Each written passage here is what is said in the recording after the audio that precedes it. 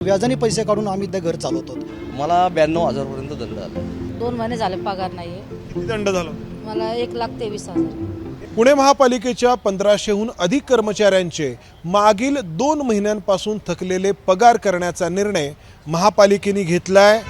आधार card आणि pan card link न केल्यामुळे इन्कम टॅक्स विभागाकडून महापालिकेला दंड करण्यात आला होता. मात्र महापालिकेकडून झालेल्या चुकीबद्दल या कर्मचाऱ्यांकडून दंड वसूल करण्याचा प्रयत्न करत होती. ABP माझाने हे समोर आणलं आणि नक्की काय घडलंय हे मांडण्याचा प्रयत्न केला आणि त्यानंतर या कर्मचाऱ्यांचे पगार त्यांना देण्याचा निर्णय महापालिकेने घेतला आहे. हे कर्मचारी आपल्यासोबत आहेत. काय नक्की सांगितलंय तुम्हाला? सर, 1-2 महिन्यापासून आमचा पेमेंट थांबवलेला आहे. साधारण डिसेंबर महिन्यामध्ये आम्हाला कळवण्यामध्ये आलं की तुम्ही आधार कार्ड पॅन कार्ड लिंक करायचं राहिलं असेल तर जाऊन भेटा. आम्ही जाऊन भेटलो. त्यावेळेस त्यांच्या लिस्टमध्ये म्हणजे अजून एक ही गोष्ट तुमच्या समोर नसून आली. त्यांच्याकडे जी लिस्ट आली होती इन्कम टॅक्सकडनं, त्या लिस्टमध्ये आमचं नावच नाही आहे. तरीसुद्धा आम्हाला दंड लागला आहे. मग आम्ही त्यांना ते विचारलं कशाबद्दल, तर त्यांनासुद्धा ते उत्तर देता येत नाही आहे. आणि दुसरी गोष्ट, 2 महिन्यापासून आमचं आता होम लोनचे EMI चालू आहेत. आज 2 महिन्यापासून आमचे EMI आम्ही ते थांबवलेत. आज घरातलं आम्ही व्याजाने पैसे काढून आम्ही ते आता सध्या घर चालवतो. आणि आत्ता सध्या प्रथमतः ABP माझा आणि अविनाश पाटोळे सर ह्या दोघांचे आम्ही आभार मानतो. कारण 2 महिन्यापासून आमच्यासाठी बोलायला कुणीच तयार नव्हतं. आज ABP माझामुळे आणि अविनाश सरांमुळे आज आमची जी म्हणणं होतं ते आज वरती पोचलं गेलं आहे. तर आज आम्हाला कळवलं गेलं की आज तुमचा पेमेंट होईल म्हणून. तर झालं होतं असं की महापालिकेकडून या कर्मचाऱ्यांचे TDSचे फॉर्म भरणं असेल किंवा फॉर्म 16 नंबरचा फॉर्म भरणं असेल तर त्यासाठी शीतल लोहाडे नावाच्या एका CNची नियुक्ती करण्यात आली होती. मात्र ही नियुक्ती अधिकृतपणे नव्हती, ऑन रेकॉर्ड नव्हती. मात्र या सगळ्या कर्मचाऱ्यांची माहिती त्या लोहाडेंना दिली जायची आणि ते बाकी सगळ्या गोष्टी करायचे. मात्र फॉर्म भरताना या प्रत्येक कर्मचाऱ्याचा फोन नंबर, मोबाईल नंबर फॉर्मवरती देण्याऐवजी लोहाडेंनी त्यांच्या लोकांचे नंबर दिले. त्यामुळं आवश्यक त्या सूचना या कर्मचाऱ्यांपर्यंत आल्या नाहीत आणि त्यामुळे 30 जून 2023 ही अंतिम मुदत होती आधार आणि पॅन कार्ड लिंक करण्याची.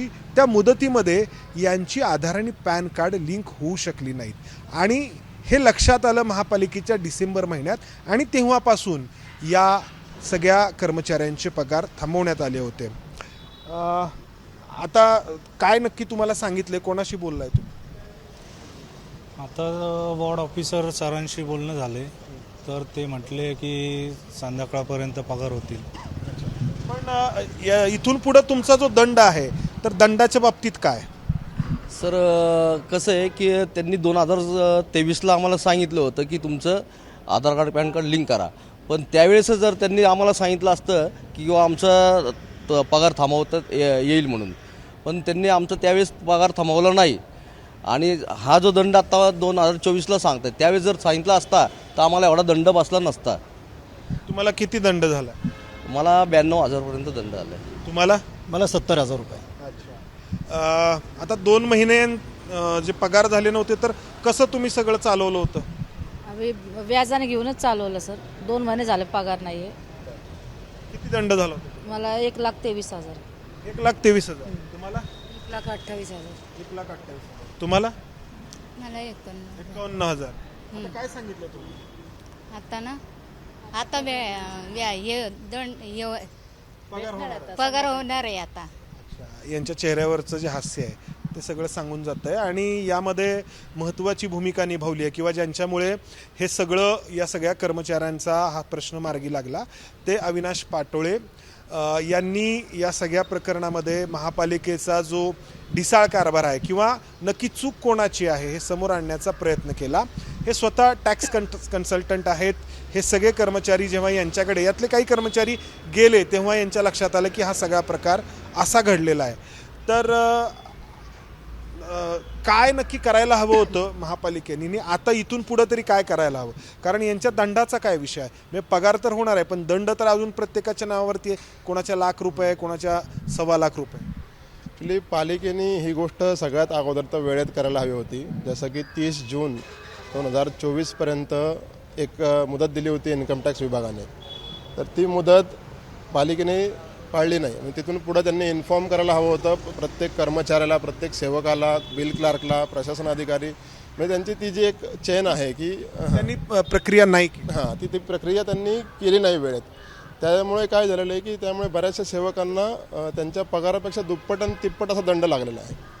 आणि आता पालिकेकडनं हीच मागणी आहे की पालिकेने ह्यांचा दंड माफ करावा किंवा काही सवलत द्यावी आणि ह्यांचे पगार जे 2 महिन्यापासून थांबवलेले आहेत हे पगार लवकरात लवकर त्यांचे रिलीज करावेत.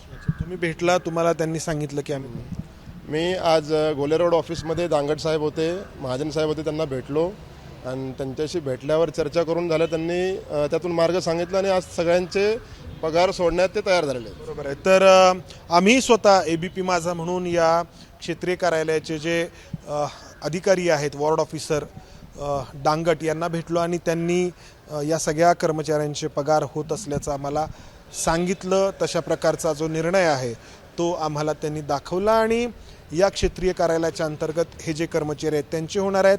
पुणे महापालिकेच्या अंतर्गत अशी अनेक क्षेत्रीय कार्यालय आहेत आणि सगळे मिळून 1500हून अधिक कर्मचारी आणि त्यांना झालेला दंड 45 कोटी रुपयांहून अधिकचा, म्हणजे 20% दंड या सगळ्या कर्मचाऱ्यांवरती आकारण्यात आला होता. आणि कारण ठरलं होतं ते महापालिकेचा लेखा आणि वित्त विभाग. मात्र या कर्मचाऱ्यांकडून तो वसूल करण्यात यावा यासाठी मागील 2 महिन्यांपासून त्यांचे पगार थांबवण्यात आले होते. मात्र महापालिकेला जाणीव झाली आणि आता या कर्मचाऱ्यांचे पगार त्यांना देण्याचा निर्णय महापालिकेने घेतला आहे.